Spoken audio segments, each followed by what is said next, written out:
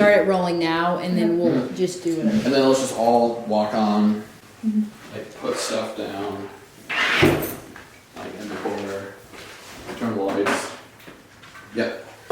Hit the lights. Why do the lights take so long to boot up?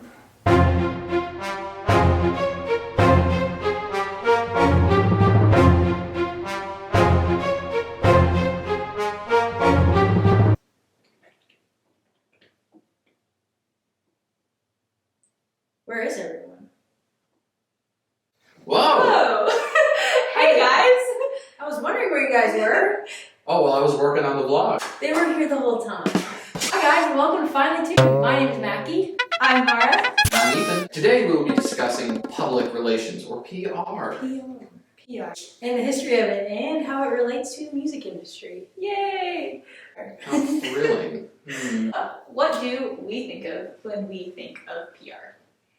Well, there's that saying where all PR is good PR. I thought it was all publicity is good publicity. Oh, shoot. I get exposed. Okay, all publicity is good publicity if PR can spin it the right way. Oh, that's true. Whoa! That's true. Okay, there we go. Look at us. I would think of PR, I think of probably like a celebrity or some sort of corporation maybe doing or saying something that they shouldn't have or reflects bad on them. And their PR then is like, okay, let's cover this up really quick. Let's make this somehow look good. The job of PR is really to like keep the face of the company, Right. just to kind of hide up all of its blemishes and mistakes, even though we know they're there, but they're like trying to Make us forget about them is really Yes. Making it squeaky clean. Yeah. Perfect record. Nothing wrong here, officer. So oftentimes when we think of PR, we're probably thinking of some corporation or a celebrity or political people in political positions, maybe saying or doing something that they shouldn't have, and the PR is just probably trying to make them look good, you know. Yep.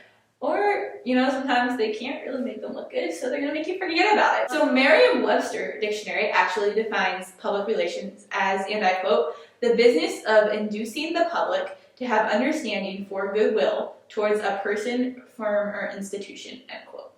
So one example of PR that kind of pops in my mind is a few years back, there was an incident in a Starbucks in Philadelphia where two black men were in there waiting to meet up with someone else, and while they were waiting, they were confronted by a couple police officers, and eventually I believe they were arrested, according to the New York Times, for trespassing. And obviously this looks really bad on the Starbucks. They were just sitting there waiting to meet up with someone. And Oh wow. so there was like a video that was posted on Twitter and it blew up. There was like a hashtag that was trending, boycott Starbucks. It was a whole mess. And eventually the CEO of Starbucks apologized on Twitter as well. And it kind of blew over. Like, I don't really know of anyone who's not drinking Starbucks right now because of that. So through that apology, their PR department was able to handle that and basically make us forget about it. I mean, we all know about it, but it's not a reality we're thinking about every single day. That's definitely a good distinction to make, is that it's not that the stuff didn't happen, but we forgot about it. Like, we don't think about that every single time we go into a Starbucks now. They just kind of skimmed over it for us. So it's not gone, for sure. It's still there. Yeah. But they've glossed it over, apologized. Before, you know, we had television and the internet and social media, there was still PR. So what did PR look like before all of this? Like, wasn't the first press secretary like hired by like Andrew Jackson or something like that, just to kind of like cover up the like public mistakes that he would make?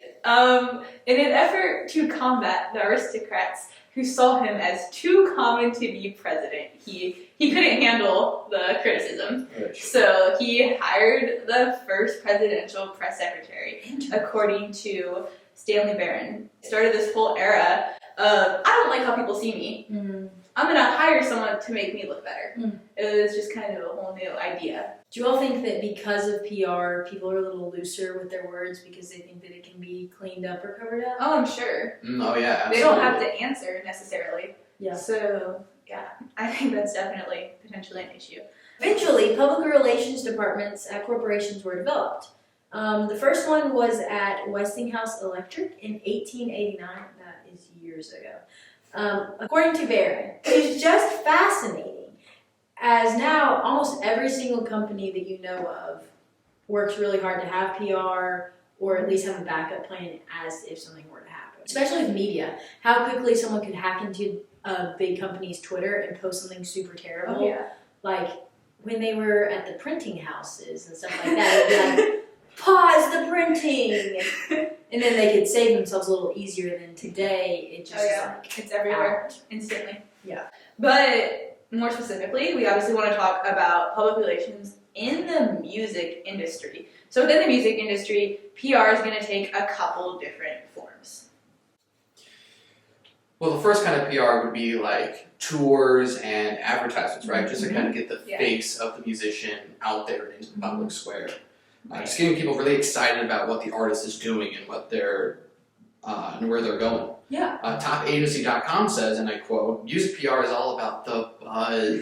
Right. You want to get everyone talking about it. Yeah, like that's kind of their goal. Absolutely. Like that's the reason why a lot of people announce on Twitter, my album's dropping in the next month, and people are getting likes and retweeting it and all that kind of stuff like sure that. The actual artist didn't plan out when their album is dropping. Oh, yeah. No, they did not do that. Yeah. But I think the second aspect of that is image shaping and branding. And when I was just thinking about this, the first person who popped into my mind was Olivia Rodrigo. And I think most of us know and are familiar with how she went from being a kid on a Disney Channel show to all of a sudden having the #1 song on the Billboard charts. And it was almost like it happened overnight. Like no one knew who she was, and then everyone knew who she was. Oh. Yeah. So yeah, and I don't think I follow her Instagram anymore, but I did for a bit. And I remember like her posts being like, "Oh, I'm hanging out with my friends. Like, oh, I went to the mall or the arcade." Like I remember a post of her at the arcade. Yes. And she had like a decent following from being on High School Musical, the series. But her posts just seemed kind of like teenagery. If I don't want to use that word, but just like they seemed like pretty chill. Just I think one time I was just looking up something.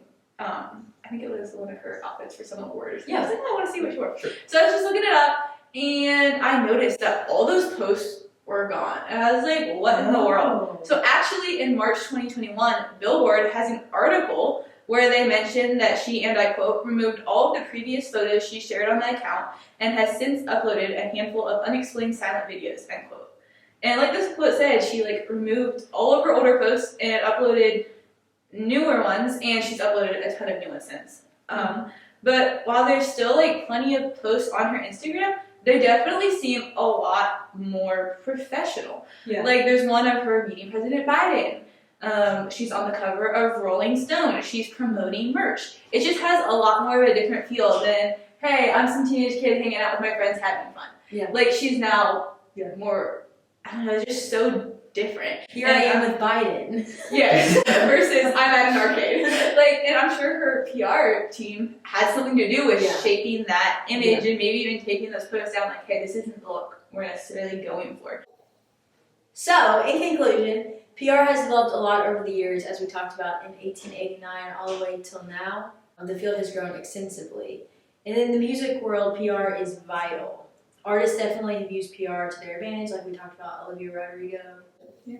So, thank you for tuning in to Finally Tuned. You came up with that. You cannot hide your face. No, I didn't. Yes, you literally did. Make sure that whenever you work in a corporation or a business, thank that person in PR.